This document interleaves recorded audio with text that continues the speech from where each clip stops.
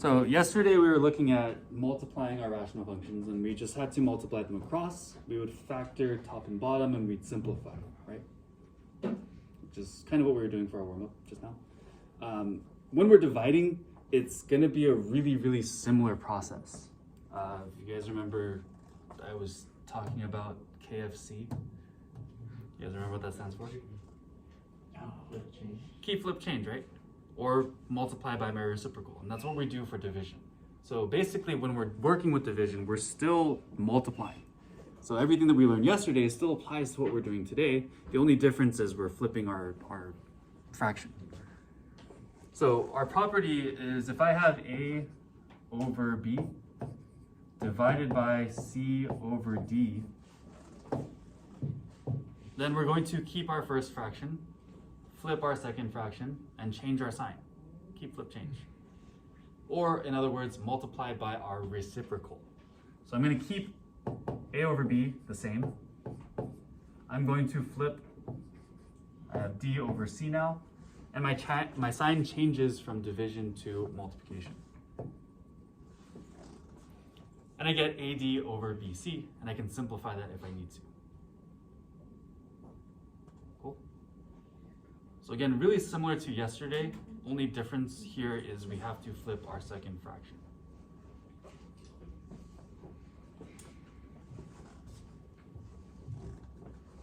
So, for example, let's say I have, let's simplify this a bit. Let's say I have 7 over x plus 1 divided by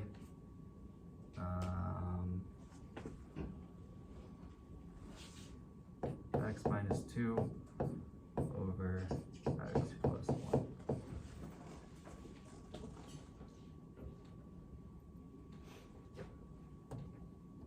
So again, I keep my first fraction, keep that as 7 over x plus 1.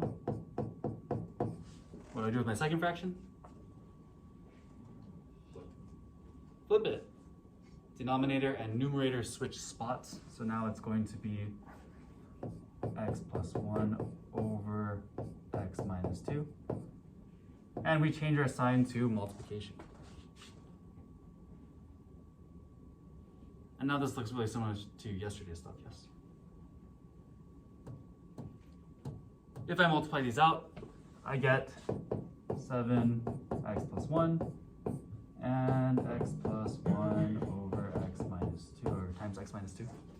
Does anything cancel here?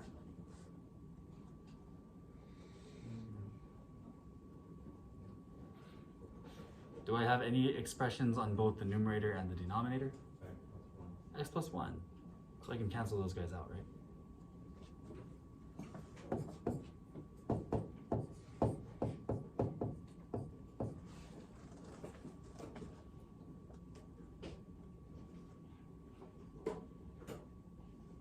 Questions? Not so bad, right? Okay. So I'm changing examples 4 and 5. So 4a and 4a and 4b. I'm just going to cross it out entirely so it's not so confusing. But basically, we're doing this one and that one.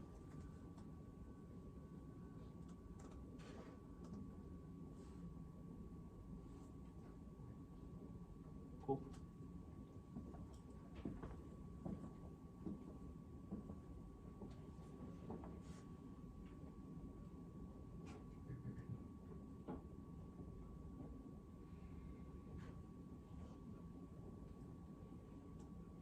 All right. So taking a look at example 4a, we are doing 7x over 2x minus 10 divided by 1 over x squared minus 11x plus 30. So according to my property up there, we want to keep our first fraction. We're going to flip our second fraction, and we're going to multiply these together. So if I do that, it's going to look like this. I'm going to have 7x over 2x minus 10. I'm changing this to multiplication, and I'm flipping this one.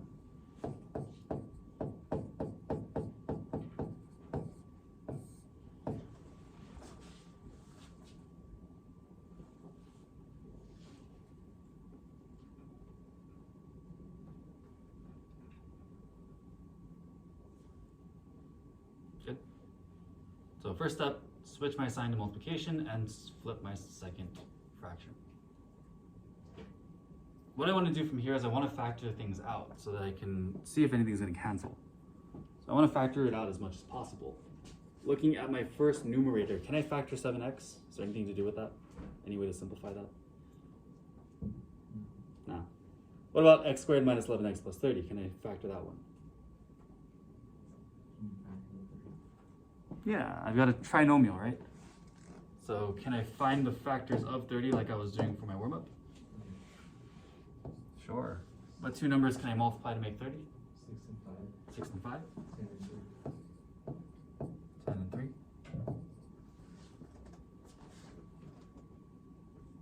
Of these, can I use any of these to make negative 11, my middle term? Yeah. Yeah, which ones? 6 and 6 and 5, and they both have to be negative. So negative 6 and negative 5.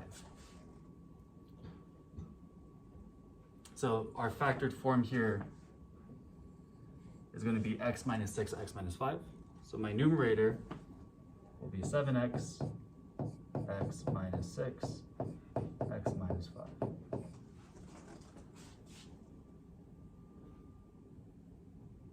Does this make sense?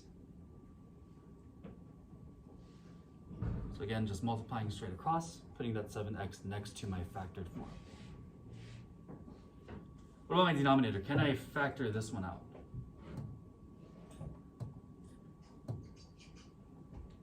Is there a common term between both of these terms? Yeah, what common term do I have? 2. I can divide both of these guys by 2, right? If I divide these both by 2, what does that give me? So I have 2 on the outside. 2x divided by 2 is x. Negative 10 divided by 2 is negative 5. Do I have anything that's going to cancel out?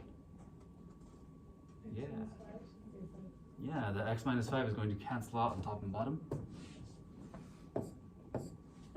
And I'm left with 7x, x minus 6 over 2. And this is my answer.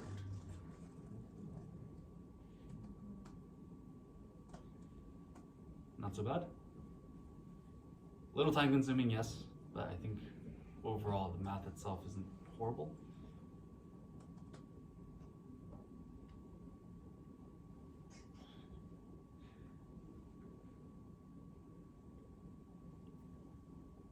All right, see if you guys can work through part B on your own. It's gonna be really similar, so see if you can follow these same steps.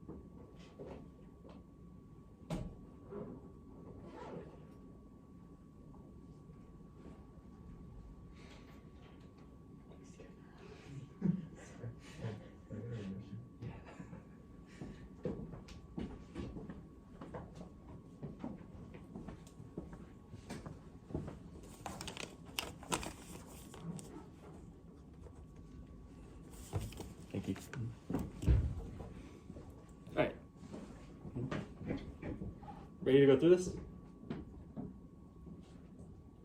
Cool. So if I'm dividing these guys, what's the first thing I need to do?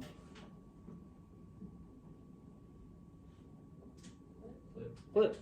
Want to make sure that my second fraction is written as its reciprocal. So we can say we have 11x over 3x minus 9 times x squared minus 8x plus 15 over 1.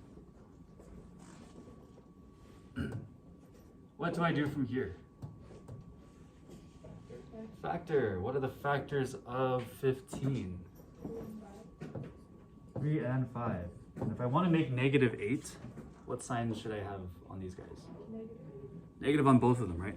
Because negative 3 plus negative 5 is negative 8. So we've got 11x,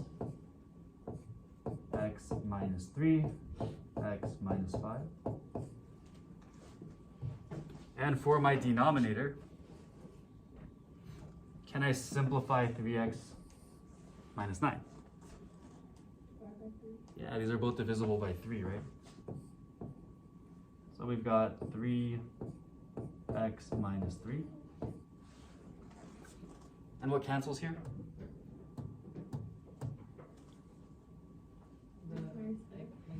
Yeah, my x minus 3 is going to cancel out. And I'm left with 11x, x minus 5, over 3.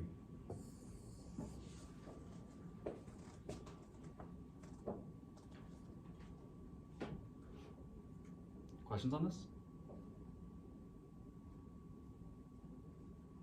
Any places we're getting stuck?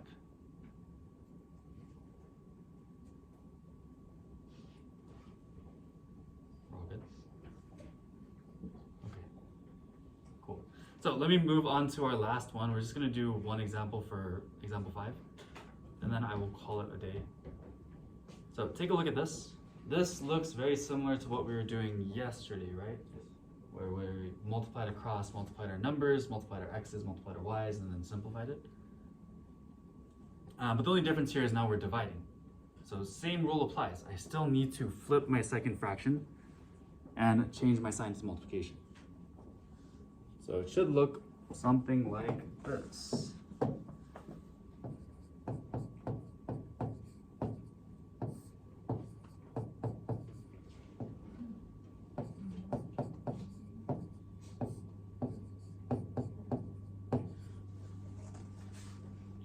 Again, flipping my second fraction and changing my sign to multiplication.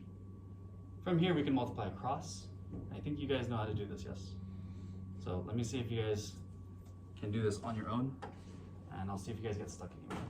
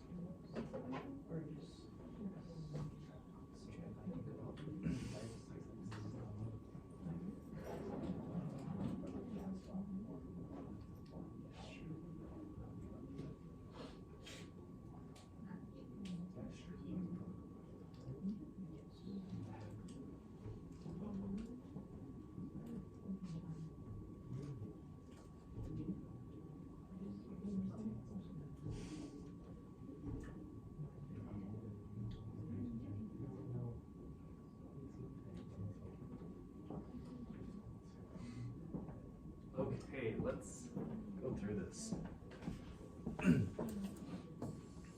So, first off, if I'm looking at my numbers here, just my coefficients on my numerators. 3 and 6. If I multiply 3 times 6, what does that give me? 18. Looking specifically at my x values, x to the 5th times x is going to give me x to the 6. Remember, we add our exponents here? So 5 plus 1 is 6.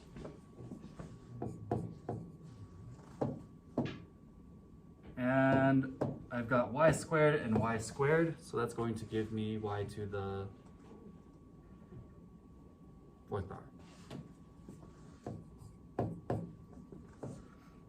In my denominator, 8 times 9 will give me 72. What happens to my x values? X to the 4th. And my y values? Y squared. Cool. Are we finished?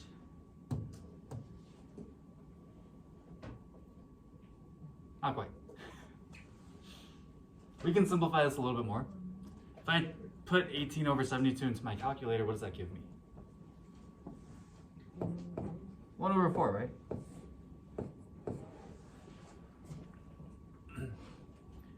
I've got x to the 6th power on top and I have x to the 4th power on bottom.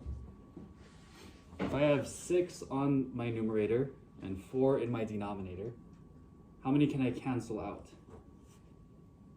You can cancel out 4, right? So these 4 in the denominator cancel out, 4 in the numerator cancel out. How many am I left with? 2. So that means in my numerator I have x to the 2nd power. What about my y values? 4 in the numerator, 2 in the denominator. So these are going to cancel and I'm left with just 2 in the numerator. So my answer here is going to be x squared, y squared over 4.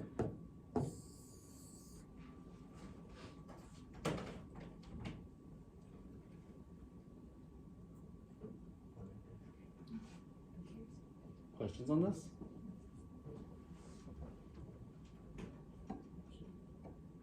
Not so bad? Maybe? Similar to yesterday, right? Okay.